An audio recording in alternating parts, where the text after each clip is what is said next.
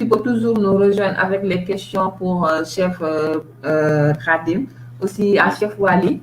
Si tu es toujours en ligne aussi, le streaming est ouvert pour vous, est ouvert pour tout le monde qui veut participer. J'ai envoyé le lien à tous les chefs qui veulent participer. Donc, mon bi ngay expliquer nga wax huître yi nga xam ne si géej bi si biir ndox bi la ñuy màggee collé si mangrove bi ñëw dindi ko. Les huîtres de table, je crois que c'est ce que tu as dit. Les huîtres, j'entends. Les huîtres locaux, vous avez dit? Je vous ai entendu dire, expliquer tout à l'heure que les huîtres yi am na yoo xam ne si biir ndox bi lay màggee. waaw bi ngay ñëw cueillir ko si mangrove bi et tout. Exact. Donc aussi am na huîtres yoo xam ne xawma si table ngeen koy pousser yéen a koy pousser sur les poches et tout. Donc sur ça c'est une question comment juste poser ndax différence de goût ci am ou bien mënoo ko ràññee ou bien comme le poulet local bu ñu waxee le poulet local ak le poulet bi nga xam ne yeneen sociétés yi ñoo koy defar. damay bañ ñu fekk oui, je peux en venir. Donc, tu sens toujours la différence de goût. Est-ce que différence de goût Oui, il y a une différence. Il y a une différence entre l'huître naturelle et l'huître triploïde.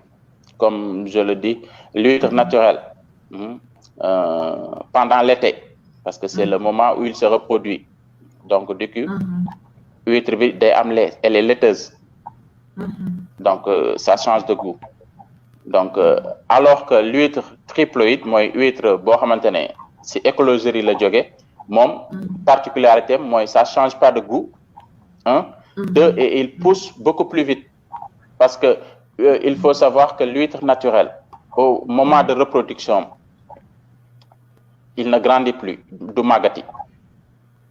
Énergie bien, et du magati. Donc, alors que l'huître d'écloserie, mom, pendant toute l'année, elle pousse beaucoup plus et change pas de goût. Donc, la différence se trouve là-bas, c'est pendant les 3 mois de l'été où l'huître se reproduit. Donc, il y a aussi l'huître sénégalais qui a été une belle expérience que j'ai acquise. Maintenant, Renbi, là, am résultat. J'ai été acheté des naissins au niveau du Sine Saloum, à Nemaba. Donc, il y a de cela quelques mois, donc, que j'ai mis en cage avec un système que j'ai mis en place au niveau de Somone. Donc, il s'est trouvé que, les résultats ont été très concluants. Am nañ huître boo xamante ne tey mën nañ taxaw ne huître bi il est identique wala meilleur même en goût par rapport à l'huître de bassin d'Arcachon ou bien Malène Oléron. Alors que auparavant daaruñu woon ko sax xalaat, on n'y pensait même pas. Il faut savoir que à Dakar il y a des hôtels et restos que pendant les périodes de Noël qui partent jusqu'à Paris pour acheter des huîtres et pour venir le mettre sur nos tables.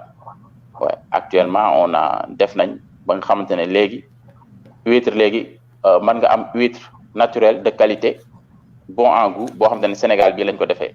Parce que d'habitude toutes les huîtres qu'on avait venaient des mangroves. Donc il a fallu qu'on s'y mette et qu'on a pu avoir ça. Ok, il y a aussi une personne qui t'a posé une question. Comment faire comme les huîtres de table, il faut les faire pousser. Pour expliquer les techniques que vous employez pour les faire pousser. Donc, il y a plusieurs façons. Mais comme je l'avais dit, au Sénégal, par expérience, parce que j'ai commencé avec un système de table. Mais il s'est trouvé au Sénégal, on a beaucoup de bigorneaux perceurs. Bigorneaux perceurs, ben xétu coquillage la bo xamantene day yéx ci kaw table bi di ray huître. Donc ma première expérience a été à Sokone. Donc bigorneaux perceurs donc déjà on avait les bigorneaux perceurs et on avait des chocs thermiques, que ça soit la pluie, taw bi su bëree, parce que en système de table, parce que l'huître à un moment c'est si marée lay dépendre Donc si vous le mettez au niveau sur une table et qu'il fait 27 degrés ou 28 degrés, alors que mu taw ci kawam et la température de l'eau de la pluie, il est entre 18 et 19 degrés. Donc, choc thermique boobu da koy rey. Donc, allant de cette expérience, j'ai installé un système flotteur qui se trouve que ay polystyrène laay def sur chaque poche. Def ko ci ay lignes de 50 mètres au niveau de la mer. Donc, c'est ce système flotteur qui m'a permis de voir ce résultat. Donc, mën naa wax ne au Sénégal, système flotteur moo gën a adéquat. Pour ostréiculture par rapport ak suñu environnement. Déjà pour éviter les bigorneaux perceurs et les chocs thermiques de la pluie, parce que gis nañu surtout ren taw bi bëri na lool. Ndox mi bëri na trop. waaw non ndox mi bëri na trop et c'est pas favorable à l'ostréiculture. Donc les poches aussi, on peut dire que poches yi amul Sénégal. J'ai lépp dama ko importé, mais xam naa ne je travaille avec l'Agence nationale de l'aquaculture, qui est une agence de l'État actuellement. Te xam naa dans le futur yu bëri dinañ mën a dugg Sénégal ba ñu bëri mën ci am accessibilité. Mais pour l'instant, j'ai importé poches yi, tout ce qui est logistique dama ko importé, que ça soit les poches, les élastiques, les filets et tout. Mais comme dans le futur daal dinañ ci gën a mën a développer. waaw surtout c'est très important. Et si transition boobu la ñuy jógee, comme li nga noonu ko mën a importer pour plus ñu développer la culture des huîtres au Sénégal. Est-ce que yow am nga yaakaar ne comme li nga si yaakaar développement de la culture des huîtres ndax mën na am Sénégal? Est-ce que tu es positif sur cette idée? waaw am naa si yaakaar lool. Déjà man rek déjà ak sama expérience, je peux dire que li ma ci yaakaaroon sax weesu na ko par rapport. Donc je peux dire que suñu gënee jàppale déjà état bi ak ñi nga xamante ne ñoo ne au-dessus, état bi ak agence nationale de l'aquaculture, que je remercie de passage, ak madame la directrice Tening Sène, ñu ngi ñuy jàppale bu baax. waaw mais gëm naa ne am na futur, parce que on a tout ce qu'il faut. Comme ni mu koy waxee, on a 700 kilomètres de plage. am nañ ay marigots, am nañ ay lagunes, am nañ géej. Beaucoup de phytoplancton. Il faut savoir que les huîtres se nourrissent de phytoplancton. C'est des algues microscopiques. Donc loolu yëpp am nañ naaj bi nga xam ne huîtres yi moom la soxla pour màgg. En Europe, ils en ont 3 mois. Nous, on en a 12 mois. Donc ñetti weer lañ ci am. Donc ñoom comme ni ma ko waxee, fi ñu soxlawee 3 ans pour def huîtres, ñun il nous en faut 9, voire 10. Donc li ñu gën a soxla mooy que ñu accompagner ñu ba ñu développer. Il y a aussi d'autres associations de femmes qui sont dans le Sine Saloum, à Demaba, à Dionvar, à Sokone, un peu partout. Donc ñoom aussi ana mu ngi leen di encadrer. Waaw auparavant dafa newoon c'était des femmes yoo xamante ne c'était juste des récoltrices. Waaw dañ doon dem di cueillir si au niveau des mangroves, mais léegi commencé nañ intéressé wu si culture des huîtres. Donc maa ngi échanger ak ñoom ak sama staff bi, sama équipe bi nekk sur place, que je salue de passage. Ousmane Fall mooy nekk sama directeur. waaw sama Ousmane Fall sama directeur d'exploitation, que je salue, que je me dis que sans ñoom waaw xam naa ne sax duñ yegg si fii, parce que on peut dire ñun ñoo leen coiffé ci kaw, mais ñoom ñoo nekk si terrain bi, que je salue, que je félicite. waaw inchallah. Donc je peux dire que am na avenir baax a baax. te d'ailleurs dégg naa ñu wax ne am na école aquaculture au Sénégal, man je savais pas. Je dirais aujourd'hui, est-ce que yow am nga une idée si école bi, pour que peut-être il y a des jeunes restaurateurs yi lay seetaan, xëy na bëgg lañ tamit, parce que li ma koy waxee rek, on fait tous la formation, mais on ne peut pas travailler dans les hôtels, dans les restaurants. Il faut que ñi nekk fii auto-entrepreneur, il faut am ñu si dugg. Est-ce que yow tamit nga expliquer un peu ndax xam nga école boobu wala loo fa xam, pour juste nga motiver les jeunes peut-être ñu bëgg a virer si aquaculture ñu mën a dem foofu. waaw y a une école, am na benn école bu tudd Centre national des techniciens de pêche et de l'aquaculture. mu ngi ci Thiaroye bi, route de Rufisque, normalement route de Rufisque Thiaroye. man mos naa am benn stagiaire bu fa jógee du nom de madame Fall.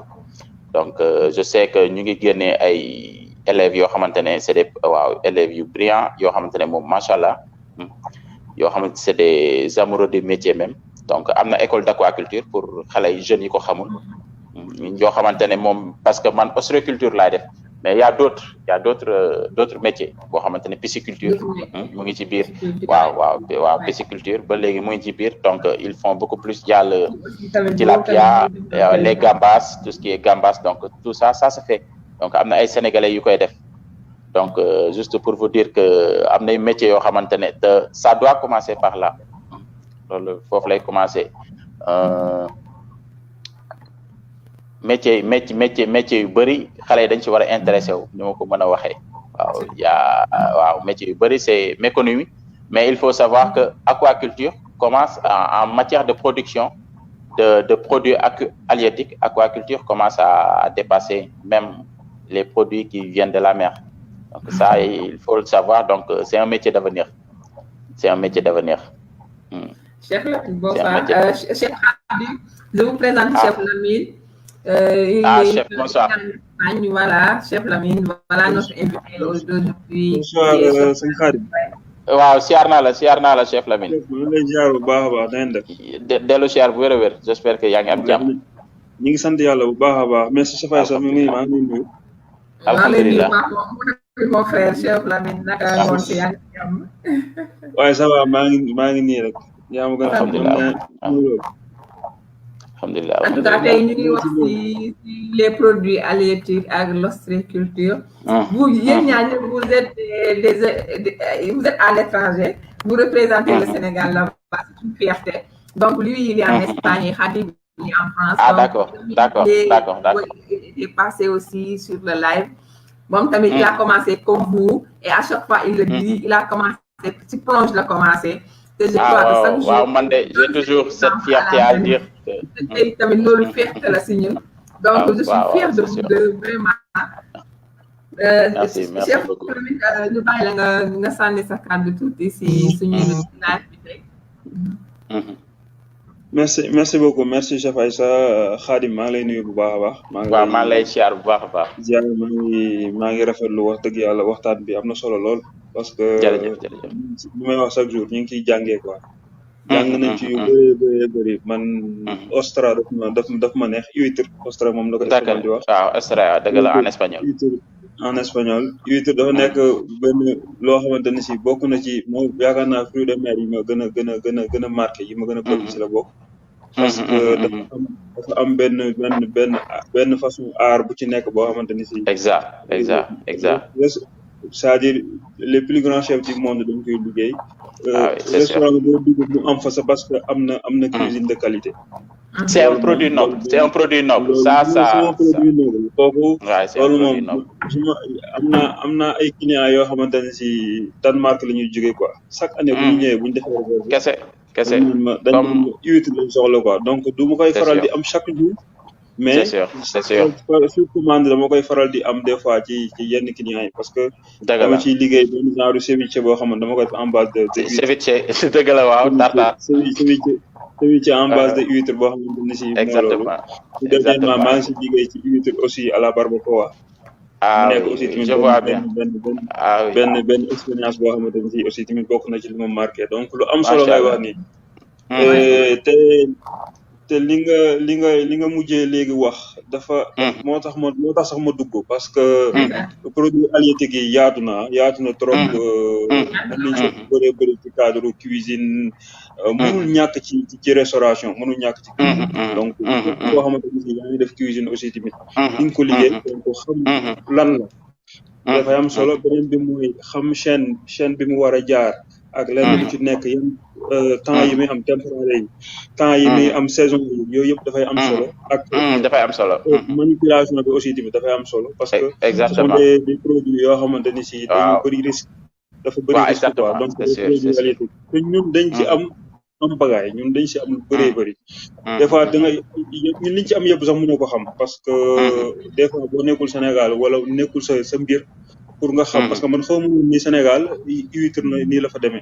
donc man je savais te mosuma xam. ñu ngi jéem rek ñu ngi jéem. li ma koy bëgg mosuma woon xam ni nii la kiiwee tout dernièrement laa si découvrir dara rek si benn documentaire may seetaan nga xam ni man fan yii chaque jour maa ngi ci diggante livre yeeg documentaire cuisine yi. daf ciy baax chaque jour maa ngi ci damay mel ne dof wax mooy loolu. gis nga boo xoolee fi ma toog yëpp lii lépp ay livre rek ay yu kenn xamul. macha allah noonu la il faut se documenter. comme que temps yi jóg bu ma xëyee ci laay nekk suba ngoon mooy loolu ak documentaire yi mais. dafa am solo trop. macha allah li ngay wax mooy entrepreneuriat nga fi jàngale entrepreneuriat boo xamante ni si. damay wax chaque jour bi ñun ñi nekk Europe. xaaru ñu pour ñu ñëw. di nekk benn employé. ñun ñi nekk Europe xaaru ñu pour ñu ñëw nekk bëgg a tàmbaliwaat à zéro non. dañuy xaar pour ñu indi suñu pierre à l'édifice dañuy xaar ñu indi. exactement parce que il faut qu'on se dise la vérité Europe moo ñu raw bu baax a baax. mais lépp lu mu am rek ñun mën nañ ko am. changement boobu nag si ñun la war a commencer je le dis souvent. si ñun la war a commencer parce que mënuñu comprendre nga nekk à l'extérieur nekk fa pendant les années yaa xam cuisine nga def yaa xam mécanique nga def yaa xam n'importe quoi loo mën a def mais am na loo fa gis de plus. plus boobu yoo xam ne mën nga ko apporter sa kër sa dëkk. moom la ñu soxla ci yow pour ñu indi ko yow loolu je vous assure man de. moom nga def li nga def ni dafa am solo trop te incha allahu taala. jërëjëf dinaa la bàyyi xel dinaa la seet. amiin incha allah c'est un plaisir parce que lu am solo la lu am solo la parce que. c'est un plaisir. ñun dama nekk di ko xam ne du xam-xam te li nga wax ni xam-xam la parce que nekkul ay lu ñuy làmb ku dégg ngay wax day xam ne ñuy làmb jërëjëf te loolu donc loolu ñu ngi la si ñaanal yal na yàlla ñu bokk lépp yal na yàlla def ci tawfiix ba mu gën a yaatu parce que wax dëgg yàlla fierté la ci benn cuisinier bu nekk à l'extérieur wala benn jeune entrepreneur bu nekk à l'extérieur di ñafe di indi di teg pour affaire yi gën a développer nga yëg ni ñu ngi employé ay boo yoo xamante ne si ñu ngi siy génn c'est parce que chose boo xamante ne si vraiment daf ma marqué te xaaruma ko woon ci live bi amiin woon quoi man je pensais que benn cuisinier la boo xam ne dugguma ci commencement bi parce que affaire yi daf ma lien bi moo ma xawoon réer moo tax dugguma ci commencement bi mais wax dëgg yàlla bëgg nañ torop ci loolu beneen bi moom mooy pour loolu ñu valoriser ko il faut que cuisiniers yi jël seen responsabilité. Oui, il faut que les cuisiniers chef d'af mi ngay wax léegi. C'est sûr. Partout dans le monde les bons cuisiniers se connaissent. Partout dans le monde les grands chefs se connaissent. Les grands chefs se connaissent parce que kenn ku ci nekk dafa am muy jox moroom. Les grands chefs se connaissent parce que dafa am benn dénominateur commun bu ñu am. entre ñoom ñëpp mooy la gastronomie locale. ñun notre gastronomie locale pour ñu pousse ko il faut que ñu xam exactement ban domaine lañ koy pousser. parce que kenn mënu pousse gastronomie ci angle yëpp. pour ñu pousse ko ñun li ñu yor il faut ñu xool ñun ci ban domaine lañ koy kiiwee te yàlla dimbali exactement suñuy produits notre nature nous offre beaucoup de produits. Oui ñun am nañ li ma chef yu baax. li ma la ciy tegal rek mooy que ñun cuisiniers ñu gëm suñu bopp déjà. gëm suñuy produits xam ne ñun tey kenn du ñëw defaral ñu suñuy produits kenn du ko mettre en avant à notre place. déjà xeex bi si ñun la war a commencer. ñu gëm ne ñun suñuy produits mën nañ ko teg feneen fu keneen teg produit et man je le dis souvent je préfère nourrir un cultivateur de njagañaaw que dundal benn thaïlandais boo xam ne xaw ma ko loolu laay wax chaque jour. waaw koo xamante ne mu ngi bay dëkk njagañaaw di bay pomme de terre am wala ñebeem man je préfère l'utiliser dans ma cuisine que koo xamante ne xaw ma ko. xamul sax moom Sénégal existe na déjà commencer par ça et de deux là où je suis là j'en parle souvent avec mon patron il me le dit on a des retours des clients boo xamante ne c'est tout le temps cette phrase daf ñuy wax ne les clients nous disent c'est le patron qui parle que on trouve des goûts chez vous qu'on trouve pas ailleurs et ça je me dis que c'est ma plus grande fierté clients dañu ñëw nañ ñun seen cuisine bi dañ fiy trouver ay goûts yoo xamante ne gisuñu ko feneen c'est au niveau régional laay wax comme ni ko chef d'af doon waxee sànq donc loolu man dama ciy bég boo xamante ne xaw ma fu mu yem Tout simplement parce que moi aussi, je le remercie de passage parce qu'il nous a laissé s'exprimer. Daf ñu bàyyi ñu génne li am. Déjà, exactement. Nous avons des produits, on a amené nos produits de chez nous, exotiques, que ça soit le tamarin, le bissap, il y a des produits, comment dirais-je, beaucoup de produits sénégalais, on l'incorpore ici tout en respectant, c'est un produit local, c'est un produit de Tebit, tout en respectant ces produits, c'est une spécialité. Mais nous devons marier les deux. Et ça a fait un boom extraordinaire. Mais le il faut que ñun ñi fi nekk ñu ñeme loolu mooy ñu ñeme fusionné. Il faut ñu ñeme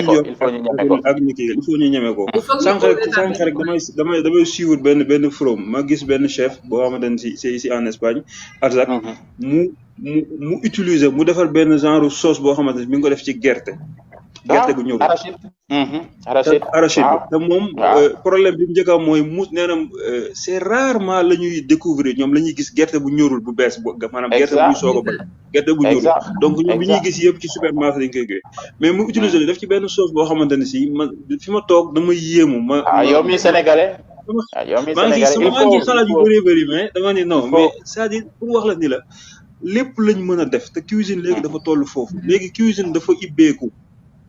On peut faire n'importe quoi. Il y a beaucoup de choses. Il faut qu'on accepte de réfléchir. Il faut être créatif. Pourquoi pas ñun suñu ruy bi ñu am ruyu sunguf wala ruyu suuf. Pourquoi pas loolu mënu servir dara dans la haute cuisine. loolu bu ñëwoon histoire force dañ koy utiliser mais ruy bi élément de liaison la man élément de liaison la. ay élément de liaison la pourquoi suñu araw bi laax kese lañ ci war a mën a def pourquoi ñun suñu sànqal bi laaxu bisaab dong lañ ci mën a def y a des choses yoo xam ne chef yi ñoo koy créé mais créé lañu bonsoir maa ngi bonsoir siyaar naa leen nekkul ni dañu war a yem rek fi ñu dañu war a limité wu déedéet te terewuñ kenn nga créé da ngay créé ñu naan kii dafa doful kii dafa nangam ak nangam mais les chefs les plus grands chefs yoo xam ne am na ñoo am ay étoiles Michelin lan moo tax ñu moo leen ko may mooy juste dañu xool benn affaire bu liggéey ci seen produit loo xamante ne ils sont créatifs seen maam ñoo ko doon defar ñu jël ko def ci benn affaire bu garaaw yow boo koy seetaan da nga naan kii xanaa dafa dof li mu def man de je me dis suñu ndonay maam am benn explosion de goût boo xamante ne suñu ndonay maam ñun ñoo ko mën a porter voilà c'est ça quoi donc loolu il faut vraiment kontaan nañ trop ci ñoo la gën a bekk chef la live bi gis nañ aussi tamit taxawaay bi yal na yàlla barkeel ko xam naa ni du ñàkk inshallah après contact yi dinañ ko inshallah yàlla motali chef Aïssa aussi tamit ñu ngi lay remercier parce que yaa ngi def benn job am solo liggéey bu am solo te lii nii na continuer quoi lii na taxaw lii nañ ci jàpp ñun ñëpp kenn ku ci nekk pousse ko parce que war nañ ko séntu fu sore parce que ñu ngi ci kii donc yàlla na yàlla motali daal ñu ngi kontaan nañ ci trop vraiment ci kii bi te li nga doon wax xam nañ ni moom moo ëpp solo donc nañu bàyyi après nga dawal chef Waly mi ngi nii maa ngi koy bëgg chef maa ngi lay nuyu merci beaucoup chef Lamine maa ngi lay remercier bu baax mon frère merci beaucoup chef Lamine pooju xar bi chef Aïssa tey chef Waly pooju xar laa ko may ci kii bi quoi du benn plat mu doon defal pooju xar sama yónnee pooju xar révisé naan ma pooju xar bi pour safar gi la safar gi ba ne ko aywa bokk dara du doy moom la ma yónnee de pooju xar dara du doy moom kay merci beaucoup Khadim allez jërëjëf merci beaucoup et bonne soirée chef Waly maa ngi lay remercier chef Waly bonsoir allô chef Waly oui chef Aïssa allo waaw man de maa doon bàyyi jël taxi sax pour dem Grand Yoff non xam nga sànq maa ngi la naan maa ngi doog génn liggéey ok après dama tey moom li ma daw amul moo tax dama egsi xam nga sànq may waaj a dugg y avait chef DAF qui était sur une lancée boo xam ne c'était affaire bu am importance ma ne bon xaaral ma profité julli taf dellu si quoi et chef Khalil maaleykum salaam chef Khalil siyaar jaajëf ñëpp.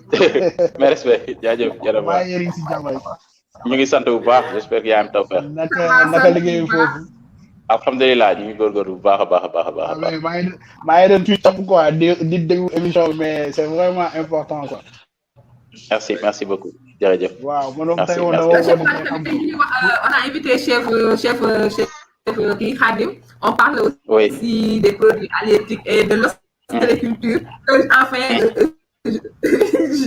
j'ai pu prononcer le mot que je dis mal à l'ostréiculture c'est bien félicitations donc chef Waly mën nga ñu wax un peu de ce qu'il fait auto-entrepreneuriat chef cuisinier il est un international sénégalais qui porte avec fierté le drapeau du Sénégal donc mën nga ñuy wax tuuti si ce qu'il fait chef Khalil yow taxaw na rek bul dem ñoo ngi ñëw si yow léegi waaw en fait gis nga man j'ai peut-être xamante wuñu woon mais je le suivais de temps en temps quoi parce que man dama doon koo xam ne fépp fu ma gis cuisinier buy yëngatu rek damay dugg sa page xool quoi bon après quand il m'a envoyé les photos et tout ça ñu ma yor numéro on a discuté ma gis nag ne que pratiquement ñun li nga xam ne moom la ñuy xeex nekk de moom ñu koy xeexal biir France parce que ça ne sert à rien aussi ça ne sert à rien de limiter le combat au Sénégal ce serait bien que combat bi génn ñi nekk bitim réew xam ne que ñun on a des produits yoo xam ne dañ ko war a valoriser et puis c'est des produits yoo xam ne quand même dafa riche xam nga keroog lors du live du ceebu jën maa ngi leen doon expliquer ne que ñun Sénégal suñu gastronomie lu tax mu riche mooy dañoo bëri produits halieutiques exact c'est sûr te depuis l'aube des temps suñu maam yi dañu teel a xam nan lañ koy conserver parce que amuñu woon congélation exactement dañoo teel a def géej dañoo teel a xam nga yooyu yëpp dañ ko teel a def ay keccax ak yooyu yëpp dañ ko teel a def quoi yoxos yi tout ça dañ ñefee ba nga xam ne yow di nga ko am en produit séché nga xam ne yenn yi c'est lyophilisé et tout ba mais c'est benn procédé la boo xam ne ñun yàlla dafa def ñun dañ ñëw rek juddu gis ko quoi exactement donc bu ñu épouser métier bi ba gis ne que procédé boobu taxoon na ba produit yi du yàqu dañ leen di delloo njukkal déjà ñun suñu maam yi parce que c'est sûr avec ñàkkum frigidaire ñàkkum congélateur ñàkkum yëpp ñoom doon nañ ñefe ba saa yoo bëggee yoxos nga am ko saa yoo bëggee sipax nga am ko boo bëggee géej gi koŋ et tout ça yëpp da nga koy am léegi nag jamono dox na ba nga xam ne léegi ñun suñu jàng permettre nañu ñu xam ne que benn chaîne am na benn chaîne alimentaire boo xam ne waruñu koo tagg quoi benn chaîne de froid boo xam ne pour produit halieutique bu jógee waaw bu xasee ba congelé am na benn chaîne de froid boo xam ne waru am rupture bu amee rupture rek xam nga dina indi ay problème quoi après finalement oui ça donne day mujjee ay intoxication alimentaire et tout ça bon yàlla sutural nañu ba nga xam ne xëy na jàng nañ ci tuuti xam nga xam-xam nag da dul doy parce que li ñu jàng au niveau avec les méthodes HACCP permettre na ñu xaw a xam tuuti mais loo xam ne la fu ñu toll dañ ko war a yeesal parce que njàng moo demee noonu njàng mooy loo xam ne saa yu nekk rek da nga war a remettre sa bopp à jour dañu war a remettre à jour suñu jàng suñu xam-xam réinitialiser suñu cerveau yi ki nga xam ne dem na yàgg na bitim réew xëy na jàng na loo xam ne ñun jàngaguñ ko bu échange amee dinañu ko baaxee ñun tamit ñun ñuy toog fii ñu ngi def ay recherche yoo xam ne dina permettre ñoom ñi nekk foofu ñu mun leen jottali li nga xam ne am nañ ko ci évolution wu suñu liggéey ñoom ñu exploité ko jaayee ko tubaab bi xam ne que au niveau de en Afrique y a tel et tel produit buñ ko soxlaa tamit buñ ko soxlaa ñëw jënd ko buñ ko jëndee suñu économie boosté xam nga loolu benn dafa am processus boo xam ne nit ñi dañ koy xeeb mooy nga jël ñebbe bi fii transformé ko ba mën koo jaay tubaab bi ne tiens ñebbe bi Sénégal la jóge xaaral ma dem jëndi ko Sénégal bu ko jëndi jee Sénégal comme koy jëndi jee béykat la boo xam ne peut-être mi ngi doon am 10 000 francs tous les 3 mois yàlla def mu am ku ñëw di jënd ci moom 100 000 francs ci d'un seul coup par exemple xam nga yow rendre nga ko service sans xam ko oui ça le nourrit son métier voilà moo tax sànq li ngay wax dafa am solo li nga ne nga liggéey ak soble bi jóge ci gën gi neew ak kii moo la gën a xam nga dafa am solo loolu mooy suñu en fait, c'est notre combat de tous les jours, quoi. Ah oui. C'est aider les agriculteurs yi nekk fii ba lépp li nga xam ne ñu ngi koy def ñu sublimer